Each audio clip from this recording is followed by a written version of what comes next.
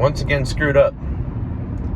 I ran out of storage on my phone. Then I tried to record the video again after I recorded a 38-minute long video, and I forgot to clear up my deleted album, which had a 38-minute long video in it. It was out of storage again. Frustrating, but it's okay.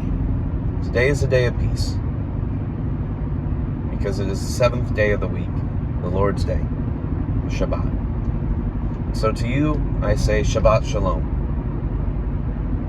Shabbat, the day of rest, and Shalom, the peace that surpasses understanding. It makes no sense, but it is divine and it is good. And I hope that this message reaches you and finds you well today on this Shabbat. Now, I practice the Shabbat because I believe I'm Judeo-Christian, or what would it be? Messianic Jew, whatever you want to call it. I believe that the laws of the Old Testament hold value and hold importance to this day, even in the context of Messiah, Jesus. I'll explain why, but in the sense that I will tell you what the most impactful part of why it was to me. I will first encourage you. The day of rest is important. I had a friend who had a day of rest. It was on a Wednesday. She always had to work a Saturday. Now, if you're wanting to keep the Shabbat like the Jewish people do, it has to be Friday night into Saturday. That is the Shabbat. That's, you can call it the day of rest if you have it on Wednesday, Thursday, Monday through freaking Friday, Sunday through Friday. It's not Shabbat if it doesn't start at sundown Friday and end at sundown Saturday. I'm sorry. That being said, the Shabbat is a time for family, a time for introspection, a time for remembrance, and a time for spending time with God. Meditation. It's a time that you're not supposed to work. Now, I'm on the way to work, and that's because I've been mandated. And it's actually, I don't remember which book. Maybe it might be Chronicles, one of the Chronicles books, I don't recall. But it says in that book that a man is required not to make his hired workers or his servants work on the Shabbat. And he is at fault if he does. I'm a hired worker, and this sounds like I'm trying to get out of it. Maybe it would be considered that. I don't know. I don't have another option. I can't get out of this today. And for those who can't get out of working on the Shabbat, that believe in the Shabbat, the weight of that responsibility, the weight of that violation of the law, is weighed on the conscience of whoever deemed it necessary for anyone to have to come in on that Saturday, on that Shabbat, or on that Friday night. It's not even my supervisors. They're told by a higher up, it's time to mandate. And he may be told by a higher up than that, it's time to mandate.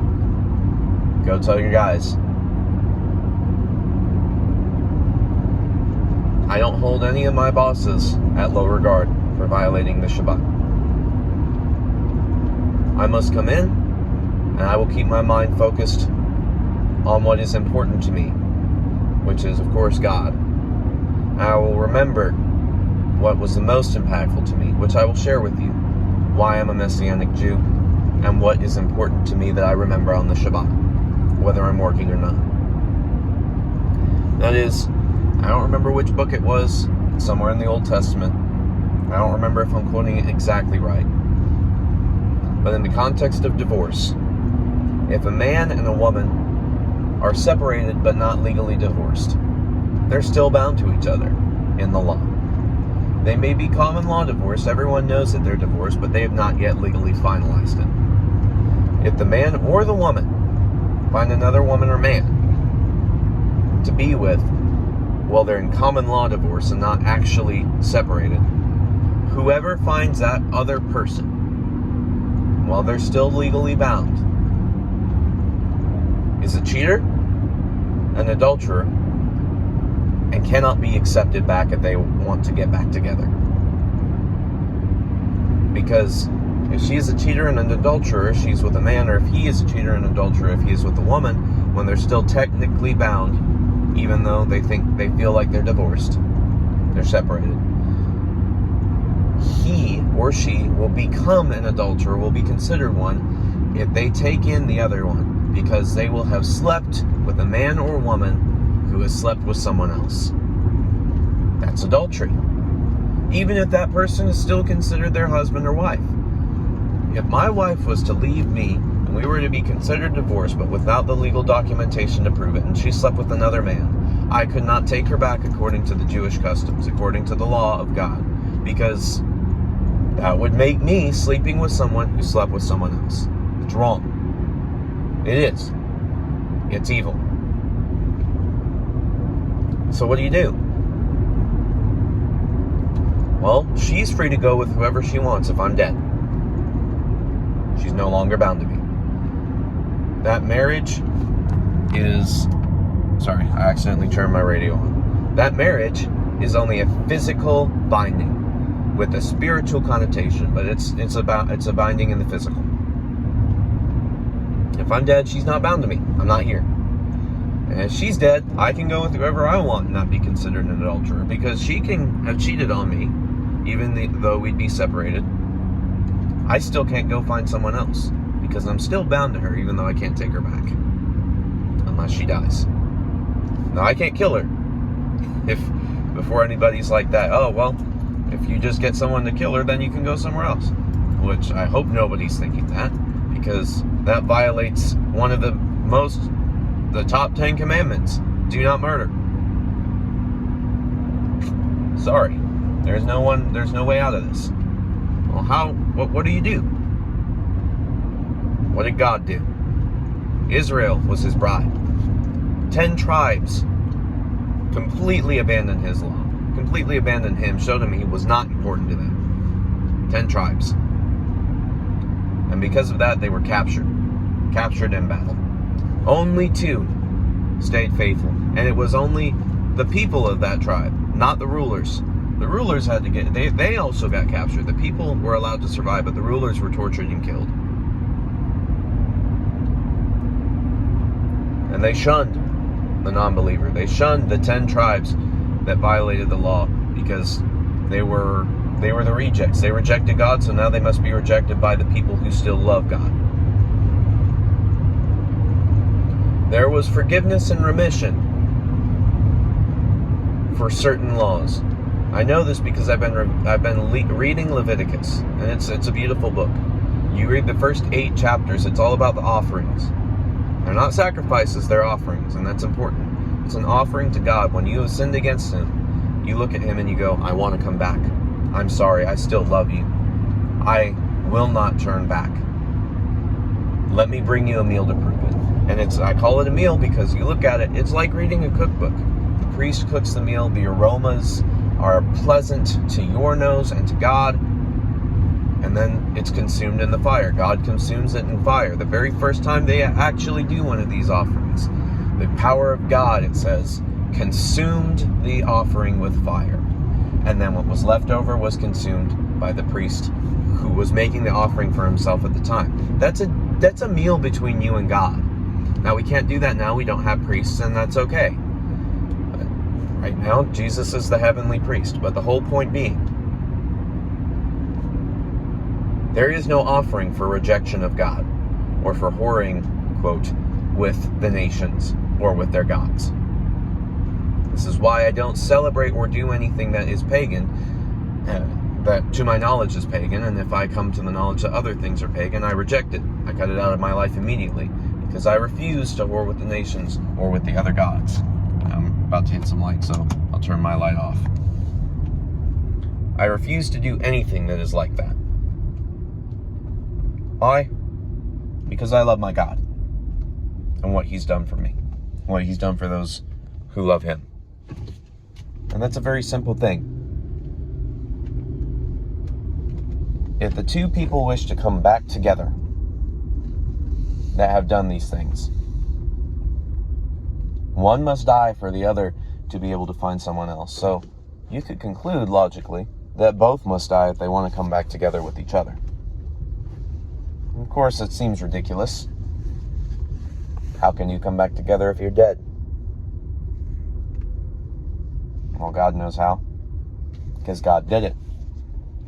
The only way Israel could come back to anybody and not still be considered adulterers and whores is if God died. The only way God could receive them is if they died. The only way God could receive anybody is if they died, because they committed themselves to each other. So what does God do? We all know the story. God in the flesh, God incarnate, Jesus Christ, Yeshua the Messiah, comes down to earth in the form of a human and dies. Of course, that's not all he did. And his sacrifice was to meet way more conditions. There's not a single law that you read in the Bible for the things that were violated in Israel that Jesus' sacrifice did not fulfill. But this was the one that impacted me the most, which is why I want to share it. When Jesus comes down and dies, he is saying, I want you to have the option to come back to me, to be back in righteousness with the law. You get remission through my death. It's the death of the husband. The wife can now do as she pleases. The husband is dead.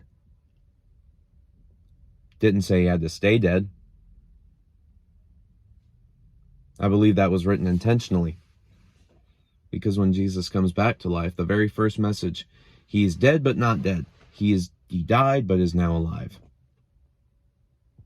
That is what he asks of you. That's what he asks of me. Look at yourself, look at your nature, look at your weaknesses, look at the things that you're prone to doing that you know are wrong.